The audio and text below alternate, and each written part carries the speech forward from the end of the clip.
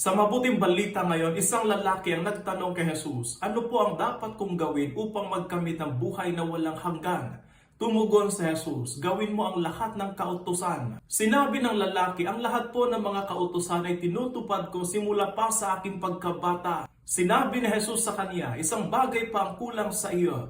Ipagbili mo ang iyong mga ari-arian at ipamigay sa mga dukhang pinagbilhan at magkakaroon ka ng kayamanan sa langit. Sinabi sa Ebanghelyo na malungkot na umalis ang lalaki sapagkat siya'y napakayaman. Ang Ebanghelyo ngayon ay nag-aanyaya sa atin na suriin natin kung nasaan ang ating tunay na kayamanan. Ang paanyaya ni Jesus sa lalaki na ibenta ang kanyang mga ari-arian at ibigay sa mga mahihirap ay isang paanyaya sa kalayaan. Kalayaan mula sa pagkakatali sa materialismo at maling seguridad na dulot nito. Tanong ng Panginoon sa atin ngayon, saan ba tayo nakadikit na humahad lang sa ating pagsunod sa Kanya ng buong puso?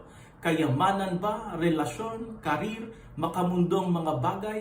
Sinasabi ng Panginoon ngayon, let go and follow me. Tandaan natin na ang tunay na kayamanan na hindi matatagpuan sa mga ari-arian sa lupa, kundi sa isang pusong punong-puno ng Panginoon.